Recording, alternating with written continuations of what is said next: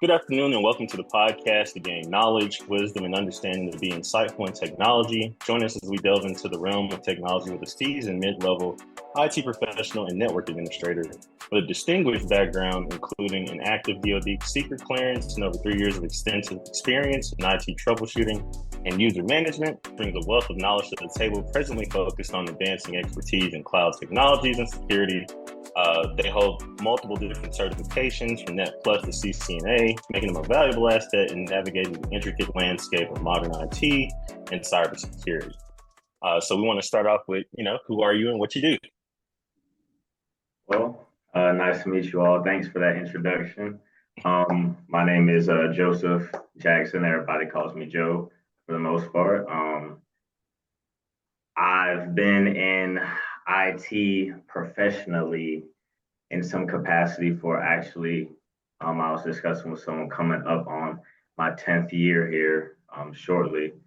I was working at a store when one of the managers, actually Kroger to be specific, one of the managers found out that I had a proficiency with technology, and rather than calling out to the corporate, technician, they were like, let's get Joe down here. We'll put him on the clock, and then we'll have him do whatever needs to be done. So, starting with that, I moved forward just into my career. But rather than jump into that here, I would definitely just say I'm just an average nerd. You know what I mean? I'm a regular guy, and that's who I am. You know what I mean? Where are you from? So I was born actually in Virginia. I was raised in South Georgia, so got a little mix of both there. Okay. And where can people find you? You can definitely find me on LinkedIn. At of course my name Joseph Jackson. I don't really have any active other social medias, but you may find a few profiles here and there that are just existing. Gotcha. Okay. And I guess initially we want to dive more into like what you do in your current occupation. So if you want to like give us kind of like a quick tidbit of like what that is. Definitely. So I'm an asset manager right now,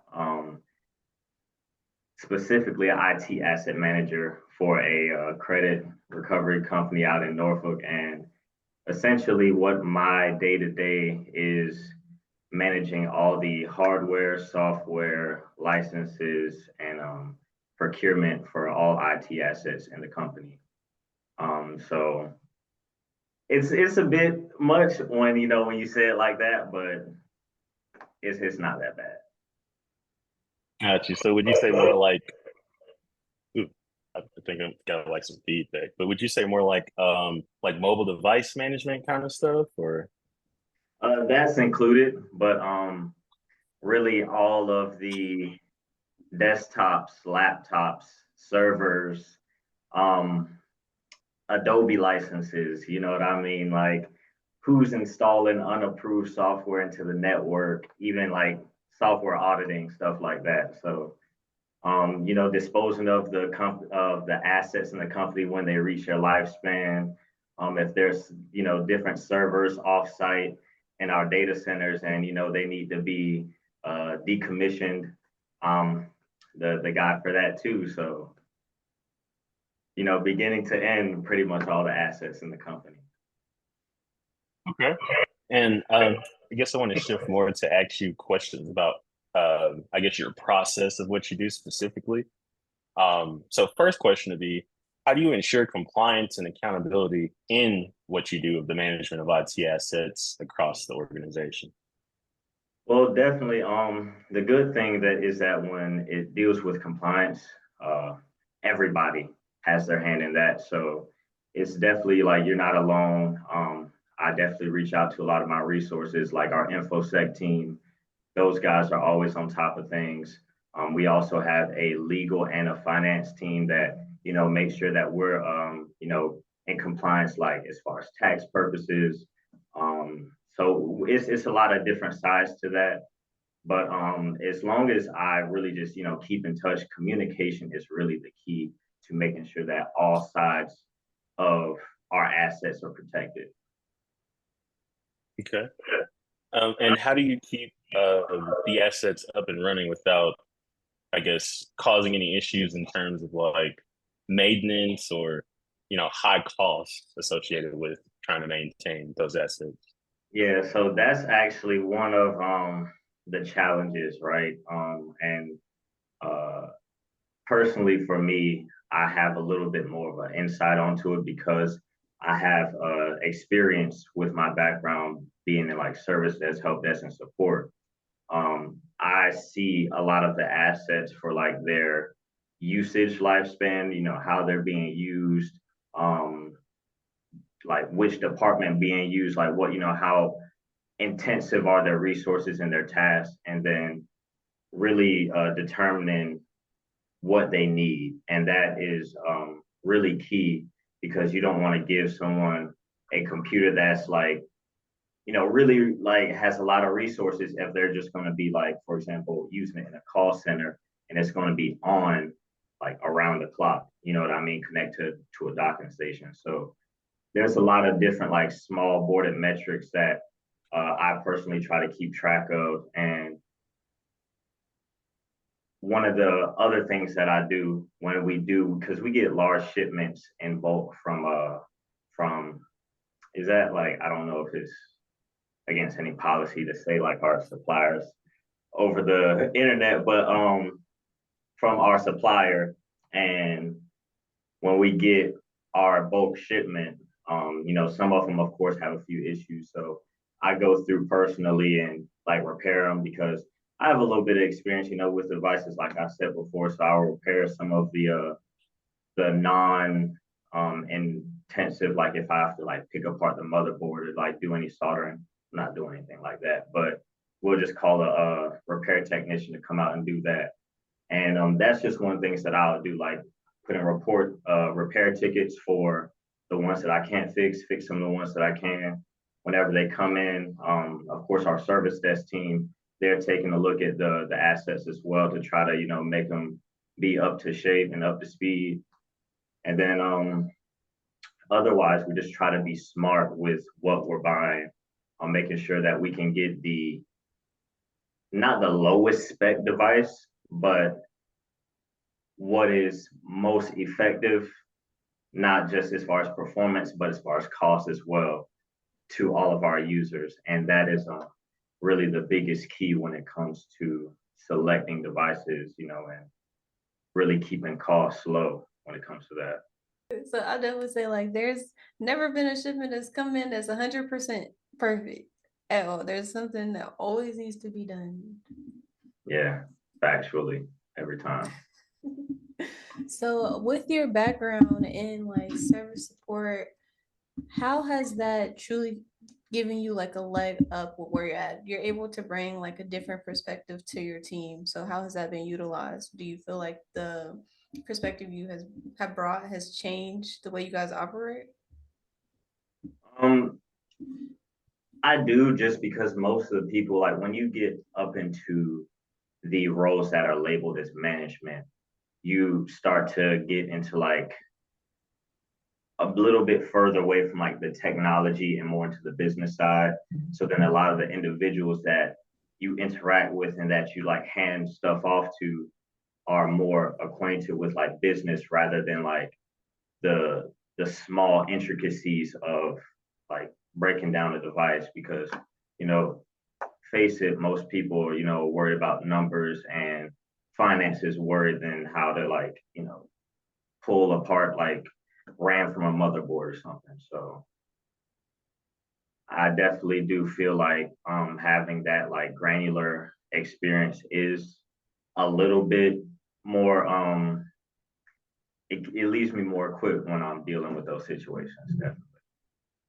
Okay. Do you feel like you're kind of like a jack of all trades in your current position? Definitely. And more so because I have to like feel out right now, specifically in my position in my company. I have to like feel out a lot of what I need to be doing because there's not like a lot of directive. You have to be just on your toes, creative, and always moving to like be effective and be like, saving the company money to, on paper do your job as you're supposed to. So I definitely have come into more of like, I'm just doing it all. I'm kind of a Swiss Army knife of sorts now.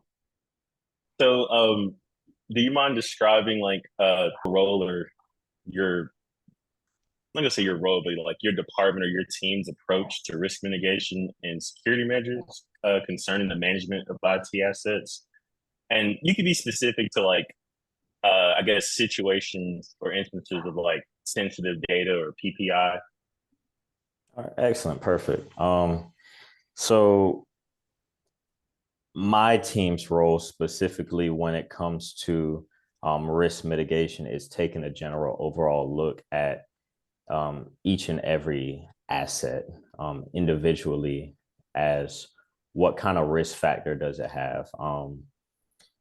For a lot of different teams, of course, like I was saying, they have their own department, their own metrics that they're looking at.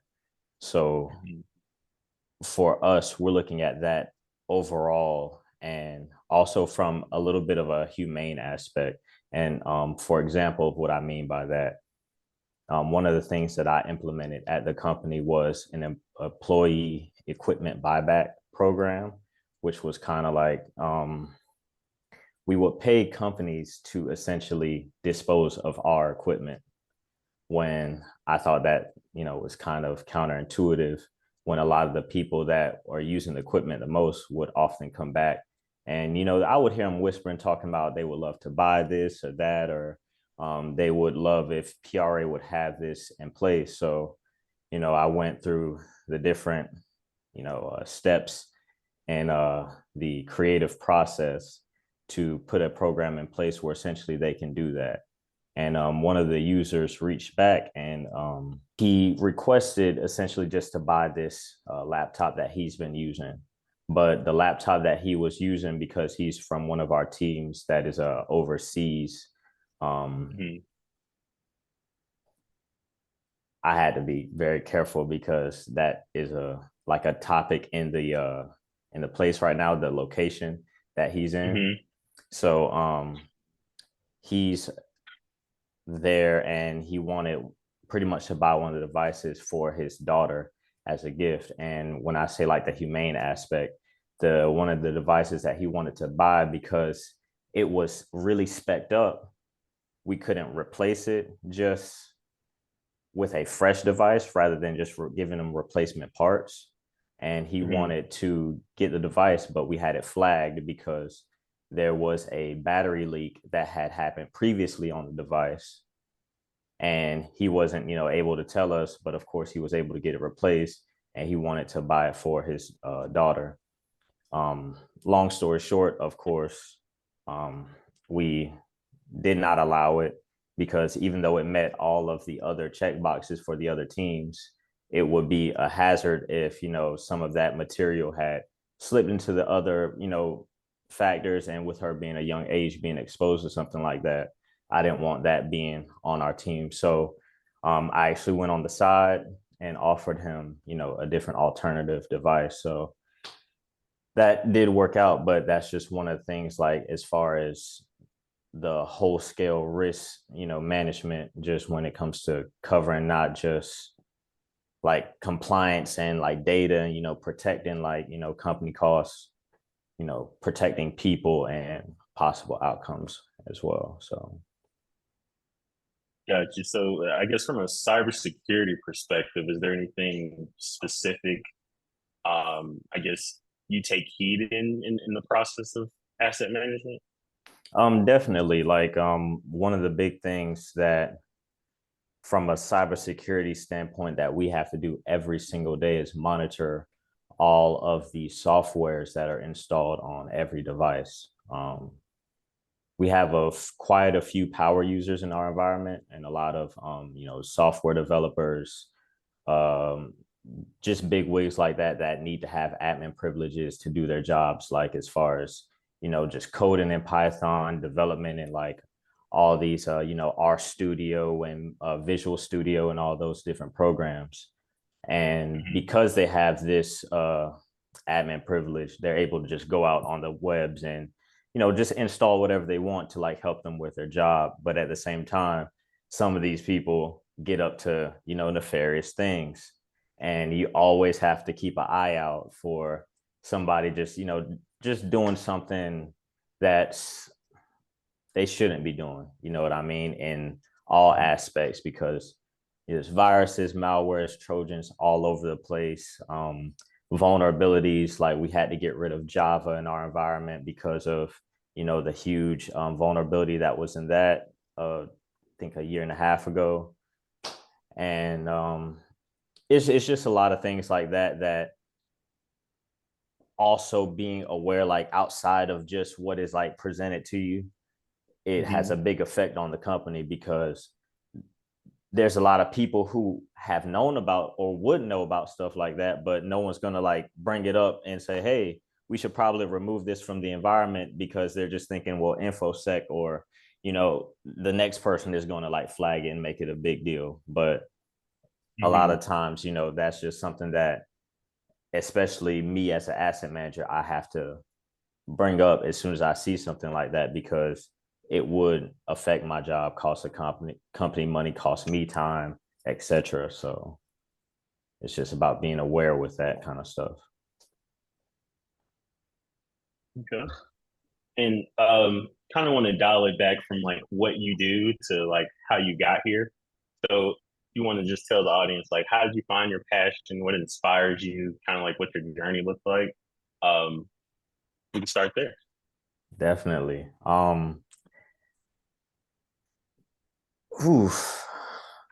This was a tough one.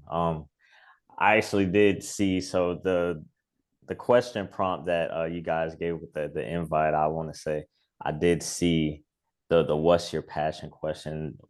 This is one thing that for me kind of gets me every time, because when it comes to the start of my journey, I actually didn't want to be in like IT in this fashion, right?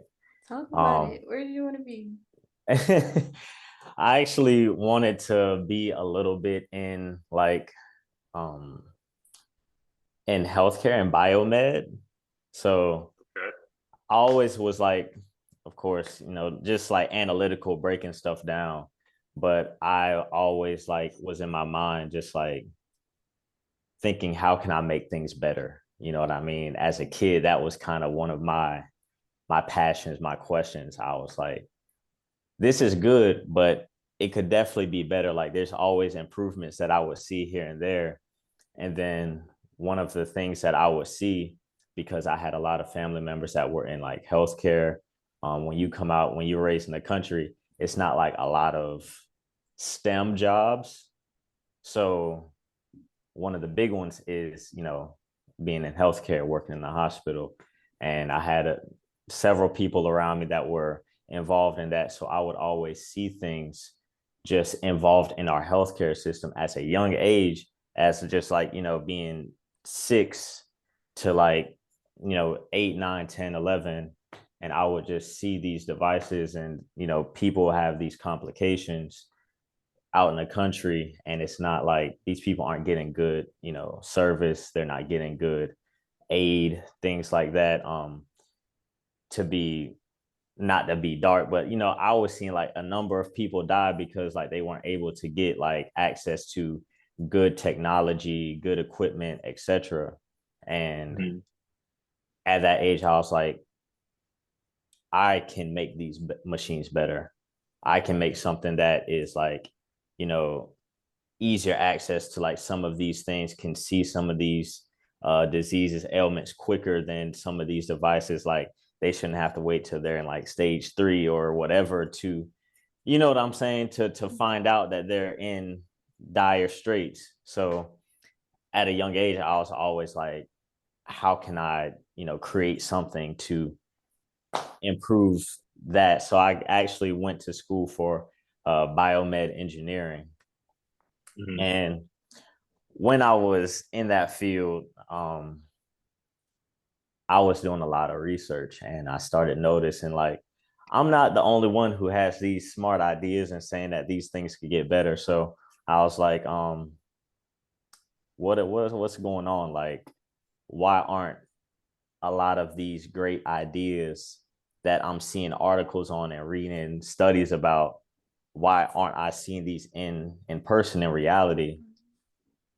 And then I start to, do a little bit more research, find out what happened to some of these people, and a lot of these people didn't really meet, favorable ends. And a lot of these studies that were in academic journals are findings that like a lot of the problems that I was seeing and was trying to solve had already been solved. So I was like, something's not really adding up here.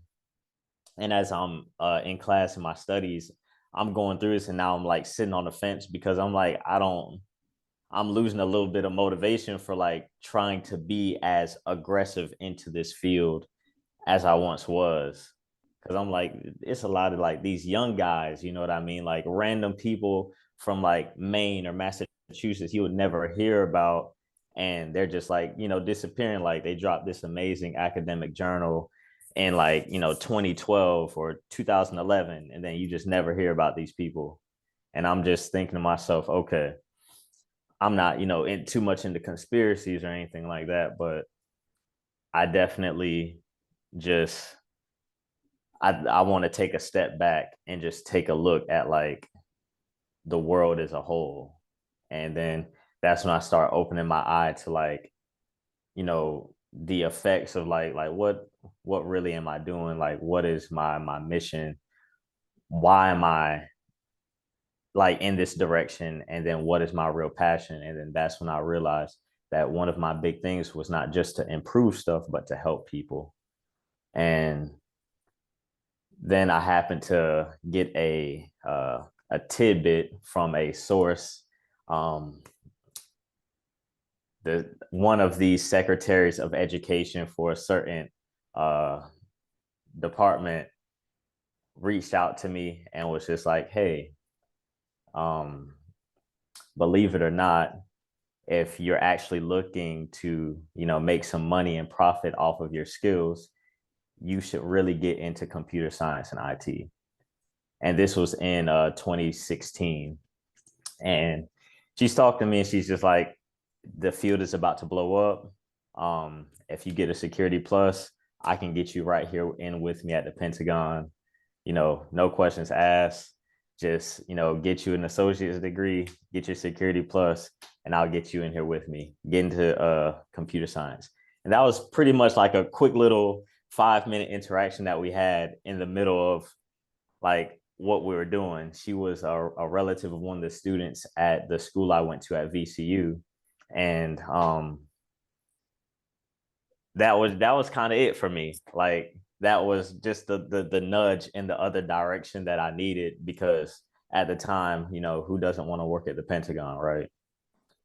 And you know what I mean? So I went from the school, and they didn't have an undergrad for cybersecurity or computer science at the time available.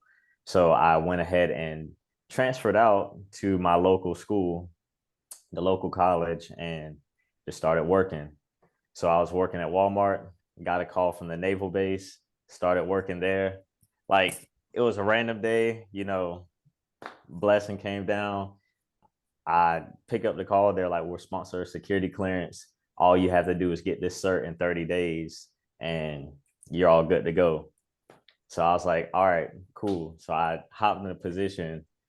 I did so well, I didn't even need my cert in the 30 days. And they just stopped asking. A year later, I ended up getting the cert. And, I've been working in IT kind of ever since. I don't know if you guys want me to like break down each step of my journey along the way, but it, I feel like I feel like some of the stuff you've highlighted already is important because you've already spoken to mentorship and you've spoken to a change in passion that's kind of influencing um, like your direction in your journey and like kind of how you navigated that. So we could start with you speaking to mentorship because we actually have a guest of a podcast that's going to come out next week, but that spoke to mentorship and how important and effective it is in the growth of people's like professional journey. So it if we could start there and then kind of segue into um, the cert for 30 days, I think that's crazy, but I think that'd be great because nowadays certifications are seen like this. They're all the buzz in terms of popularity and people wanting to get Mm-hmm. into tech and kind of preface it without doing an undergrad program. So yeah. Yeah. All right, definitely. Well, from the mentorship aspect, I want to say that I actually always did have a few close people that were always like close by trying to facilitate like my growth. They always made sure I had the tools in front of me. Now I got to give a shout out. There is a few close people. One I definitely have to say my mom and my dad. I got my genes from them. My mom, she was in banking and accounting and stuff, so she was always good with numbers. Made sure I stayed in the books when I was younger. Um, my pops, he was always like into just making sure hey, you need a computer. What I'm saying, get you a nice one that works, and that was what was important. I had something that works, and I was always able to like tinker with it, especially it not being like the best quality was exactly what I needed to make sure that like I was always trying to like figure out how to fix it. So that was just a underrated catalyst. Um, when it comes into like that position though, and the cert, so a lot of people now there are some positions that still do this, but back then it was so like it was just a drop from out of heaven. I'm not gonna lie to you. I tell people every time it was a blessing because they called me and they're like, hey, we have an immediate opening. They're about to start a Windows 7 migration down at the base. There's we don't have people and we need to fill 50 seats at the service desk. And they're just trying to like fill in these people for these training classes. One of the things that I tell people is that starting at the lower level positions in IT is definitely one of the like unspoken come ups because there's so many things that you can grasp onto at those lower level positions that are just separate from the pay that like going further on into the future is like just it's invaluable. So I feel like that's where you really get your footing. That's where you get your foundation at. exactly. Mhm. And I honestly, when you start at a lower level, it feels like you get to touch way more things. You get Way more things. way more access than you probably need, but way more access with just being Mm-hmm. able to explore every different area of IT when it comes to just getting your foot in the door. Mhm. Exactly, definitely. So that was always like my big thing.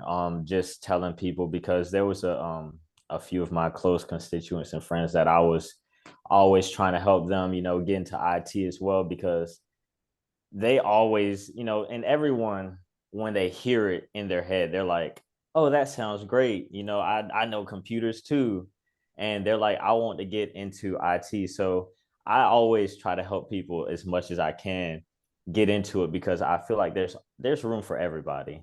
And like people always say, like, especially like if you go through like any like academic courses or like boot camps, they'll always say, look at the people to your left and your right, that's your competition. And it's like, I mean, yeah, like while that's true, but like at the same time, there's definitely room for everybody. Like one thing about IT is that there will never stop being a use or like a creation of a new job, because there's always going to be a new tool. There's going to be a new language. There's going to be a new technology, and there's going to need someone to support it. There's going to have a need for someone to support it. But, I definitely just want to encourage like people to not just look for like the high paying stuff, and to always look for those low level, like get your entry levels, get your support roles, like working at the schools, at the libraries, the call centers, those even like they're just, I mean, like everyone needs a utility belt, right? And I feel like those are the straps that keeps all those tools together. Like if you don't have that good foundation, like you won't really understand where like, your programming, your development comes on side, your project management, your risk framework. Like they all are pockets that go on that belt. And I think that support is that leather strap. So for sure. Okay, so you're really already touching on like the tips that you can provide people to like actually get to where you are. So I do want you to have about like 3 to 5 real tips. Okay, let's talk about it. So I know you're mentioning, join into the help desk, get your foundation, build those skills. What else do you have for them? Definitely, I want to say stay hungry. If you want to go up, you have to stay hungry. That's it's so easy to become complacent in IT. Like I promise you, you get a job that's like becomes like clockwork, to where you don't have to think about what you do in your day to day. And like you just sit there, you're like, man, my bills are paid. What am I have to, nah. Yeah. So just stay hungry, stay ambitious, and keep trying to find something to learn, no matter what it is. If it's like just what's coming out today, you know what I mean? Like, for example, if you load up like any blog, you can just read something, just say, hey, how do I want to add something to my belt? Like what will be fun to learn? I think that's the most important thing, to stay hungry and to keep it fun. And then thirdly, try to get some certs and compound your time. So actually I'm gonna split those up. You got to get some certs, because for I don't know if this is gonna like segue into the second part 2 of our discussion, but for some of us, just having it on paper, having it in your experience, it's not enough. You also have to have some piece of extra accreditation to demonstrate that you know what you know. So I will always say you definitely just want to get as many certs as you can to reinforce your experience or whatever discipline you want to go into. And then lastly, compound your time. I use a series of W-2s and contracts at the same time to kind of bolster my years of experience. So I was a tutor and working as a deployment technician for like a year and a half. And while I'm like teaching people how to get their certs on the side, and like different like math courses, like I'm going to work in the morning at the different military bases, replacing their technology and stuff. So that's one of the things that I think is very key. Like if you want to do it fast, granted, I do think it's better to like take your time and build knowledge while you build your experience. If you want to like just focus on your experience, you got to compound your time. You have 24 hours in a day, 8 hours at one place. You know what I mean? You can put in 4 hours somewhere else and then still have those extra 10, 12 hours, to make something shake in between as far as your recovery. So those are the major tips that I have. I really appreciate those.